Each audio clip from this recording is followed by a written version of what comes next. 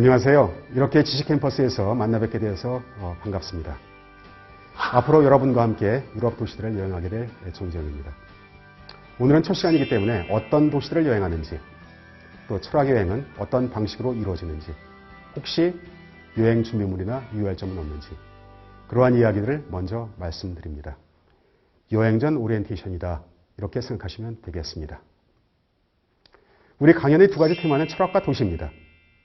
철학과 도시가 무슨 상관인가 생각하실 수 있습니다. 그런데 철학과 도시는 아주 오래전부터 궁합이 잘 맞았습니다. 서양에서 철학이라는 새로운 형식의 지식을 사실상 출범시킨 사람이 소크라테스인데요.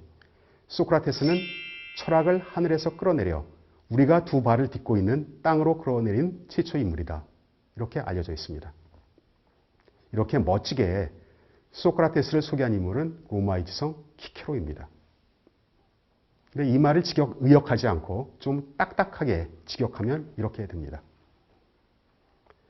소크라테스는 철학을 하늘로부터 불러내서 도시에 안주시키고 심지어는 집안으로까지 끌어들여서 인간의 삶에 대해서 묻고 탐구하게 권장한 최초의 인물이었다.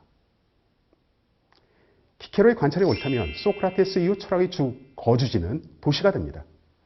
물론 이때 도시는 아테네와 스파르타 같은 폴리스를 얘기하겠죠. 그리고 제국으로서의 로마가 아니라 언덕 위에 세워진 도시 로마도 포함될 것입니다. 이렇게 보면 철학의 임무는 인간 삶의 공적인 영역인 도시에서, 그리고 사적인 영역인 집에서 우리가 살아가는 삶의 양식을 묻고 탐사하는 것이 됩니다. 우리는 소크라테스와 키케로와 같이 철학을 폭넓게 해석하고자 합니다. 삶의 양식으로 정의하고자 합니다. 그리고 도시 여행을 통해서 인간 삶의 형식을 살펴봅니다. 우리는 유럽의 도시들을 여행합니다. 시작은 런던, 끝은 로마입니다. 그 사이 옥스포드, 케임브리지, 에딘버러, 산업혁명 도시들, 파리, 암스테르담, 라인 강변의 도시들, 제네바, 케니스베르크, 베를린, 바젤, 피렌체 등을 방문합니다. 왜 이 길을 걷는가? 먼저 몇 개의 지도를 보시겠습니다. 10세기 캔터베리 대주교가 로마 교황 쪽으로 가는 길입니다. 이 길은 이름이 하나 붙어 있습니다. 비아 프란치제나, 프랑스에서 시작하는 길이다 라는 뜻입니다. 영국 도보 해협을 건너서 프랑스에서 길을 떠난다는 뜻이겠지요. 중세시대 소유럽 순례자들이 이 길을 따라 로마로 갔습니다.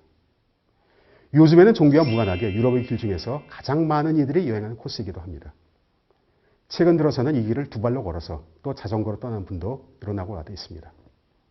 다음 지도는 18세기 말 영국 소설가 윌리엄 백포드가 로마로 떠난 여정입니다. 런던 시장의 아들로 작곡가 모차르트의 음악을, 화가 알렉산더 카즌스에게 미술을 배우기도 한 이 사람은 18살에 로마로 갔습니다. 당시 영국 귀족들에게 인기 높았던 그랜드 투어였습니다. 백포드는 자신의 여행 경험을 몇 권 썼는데 꿈, 산책하는 생각과 사건들이라는 책이 유명하지요. 자, 다음 지도입니다. 백포드보다 2세기 정도 앞선 프랑스 몽테뉴가 로마로 떠난 여정입니다. 그는 파리에서 샹록을 출간한 후 다른 3명의 귀족과 함께 이 길을 따라 갔습니다. 영국 런던에서 떠난 백포드와 파리에서 떠난 몽테뉴는 출발점은 다르지만 라인 강변의 바젤에서부터는 여행 경로가 일치하는군요. 다음 지도를 보시겠습니다. 이 지도는 독일에서 여행을 시작한 18세기 문호 게테가 우편마차를 타고 떠난 로마로 가는 길입니다.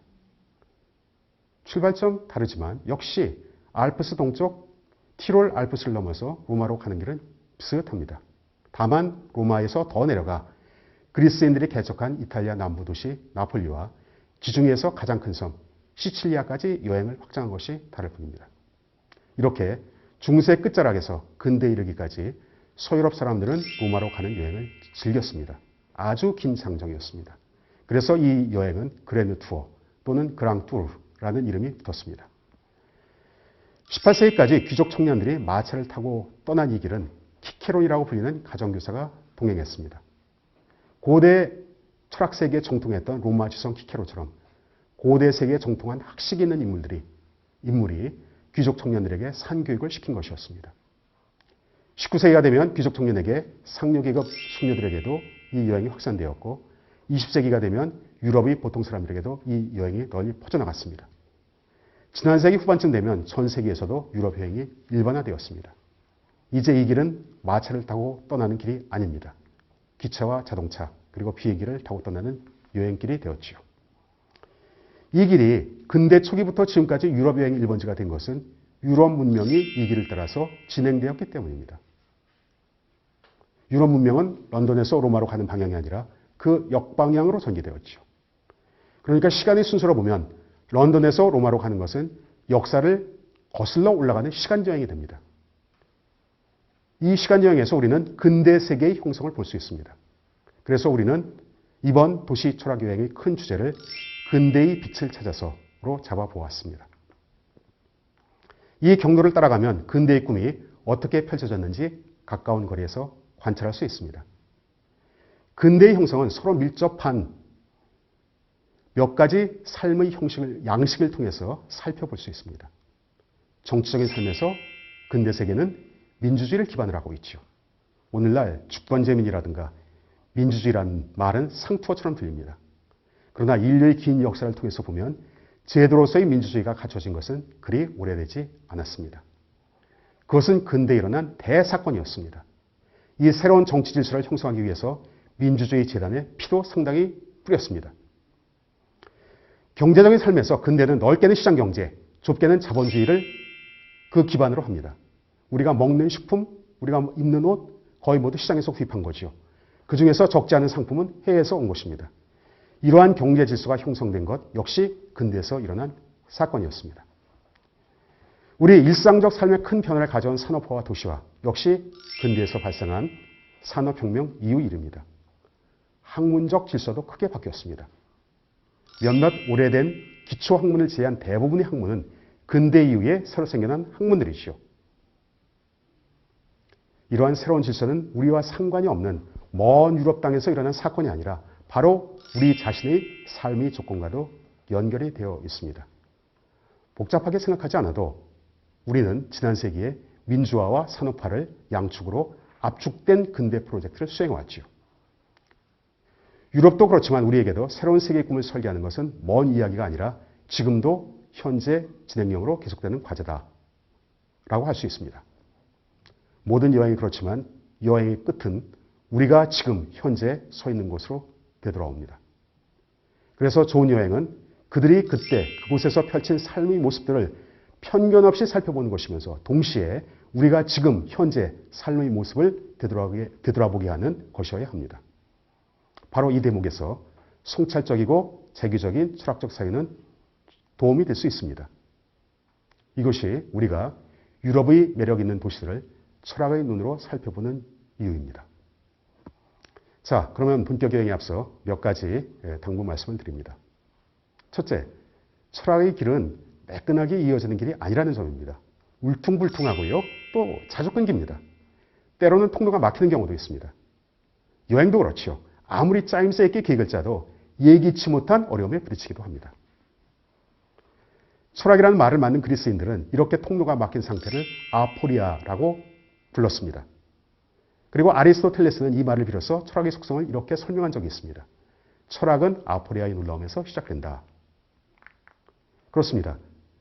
철학이 요청되는 순간은 잘 닦여진 길을 걸을 때가 아니라 그 반대로 길이 가로막혀서 도저히 빠져나갈 수 없는 위기에 봉착할 때입니다. 위기가 없는 시대에 철학은 필요하지 않습니다. 간단 명료한 매뉴얼 하나면 충분합니다. 철학이라는 미네르바가 날개를 펼치는 순간은 거의 이해 없이 위기 시대입니다. 이번 20회 도시철학여행에서 등장하는 장면은 위기와 직면하면서 시작합니다. 한 사회의 위기일 수도 있고요. 한 시대의 위기일 수도 있습니다. 또 한 개인에게 닥친 위기일 수도 있고 또 한 문명이 직면한 거대한 위기일 수도 있습니다. 위기는 한편으로는 인간 삶의 조건을 위협하면서 다른 한편으로는 새로운 삶의 조건을 개척하는 기회장이 되기도 합니다. 인간 삶의 조건에 대한 진단과 보다 좋은 새로운 삶에 대한 설계, 각 장마다 함께 읽어보실 것을 당부드립니다. 두 번째, 철학 탐사는 기념품 판매점에 잘 진열되어 있는 아이템을 쇼핑하거나 관람하는 것이 아니라는 점입니다. 유감스럽게도 도시 철학 여행을 쇼핑하듯 관광지 관람하듯 할 수 없습니다. 철학은 눈에 보이지도 않고 손으로 만질 수도 없기 때문입니다. 그렇다고 해서 머릿속으로 암기하듯 집어넣으라는 말씀은 더더욱 아닙니다. 철학은 명사가 아니라 동사 행위입니다. 아마 이 이야기는 우리가 15차에 만나게 될 독일 철학자 칸트의 유명한 격언으로 말씀드리면 좋을 것 같습니다. 케인스베르크 대학 철학 교수였던 그는 철학은 가르칠 수 없다고 말합니다. 칸트는 철학의 역사에서 처음으로 등장하는 철학을 직업으로 택한 사람입니다. 이상하지요? 철학을 가르칠 수 없다면 어떻게 철학 교수를 갖다 합니까? 칸트는 이렇게 말합니다. 철학은 가르칠 수 없지만 철학함은 가르칠 수가 있다. 독일어로 얘기하면 die Philosophie는 가르칠 수 없지만 Philosophieren, 동사로서의 철학함은 가르칠 수 있다라고 말합니다. 그래서 저는 이것을 명사로서의 철학과 동사로서의 철학으로 좀 바꿔서 말하기를 좋아하는데요. 철학의 본질은 동사로서의 철학에 더 가깝다고 봅니다. 그것은 철학자의 어원이 지혜를 가진 자가 아니라 지혜를 사랑하는 자다라는 그리스어 표현에서 나타납니다. 그래서 지혜를 가진 자라는 뜻을 가진 소피스테스는 오늘날 역설적으로 진실을 거짓으로 둔갑시키고 거짓을 진실로 바꾸는 궤변론자로 갖다 부르고요. 지혜를 사랑하는 자를 철학자라고 부르는 이유입니다. 서양 철학적 전통에서 흥미로운 점은 철학을 하늘에서 뚝 떨어져서 그 누구도 이의를 제기할 수 없는 천부경처럼 취급하지 않고 함께 길을 걸으면서 동행하는 친구처럼 철학을 바라봐왔다는 사실입니다. 그렇습니다. 지혜, 사랑을 뜻하는 철학에서 사랑을 뜻하는 필로는 친구와 동료, 그리고 더 나아가서 모든 인간을 형제처럼 존중하는 우정, 필리아를 뜻하기도 합니다. 이것은 우리가 길을 걸어가면서 동행할 수 있는 친구로서 철학을 보는 것을 뜻합니다. 동사로서의 철학, 친구로서의 철학은 이번 우리 도시철학여행에 친구가 동행한다는 점을 뜻합니다. 우리는 20회 도시철학여행의 친구이자 안내자로 당대 철학자들 소환합니다. 예를 들어서 런던이 근대 도시로서 첫 출발을 시작하는 여정에서는 베이컨을 부르고요.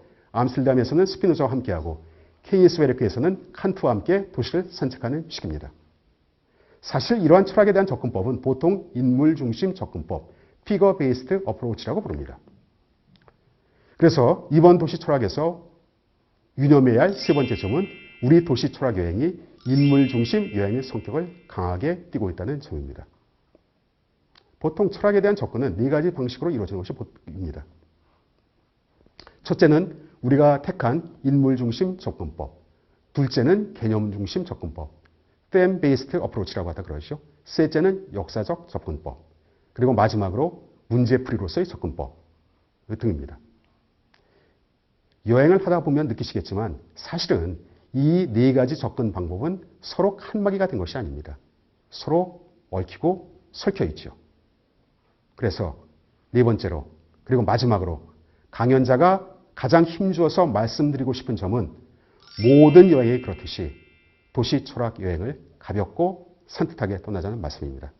여행 준비물은 간단할수록 좋습니다. 마음만 활짝 열면 됩니다. 철학 여행처럼 지적 모험이 수반되는 여행에서는 이러한 열린 자세가 더 필요합니다.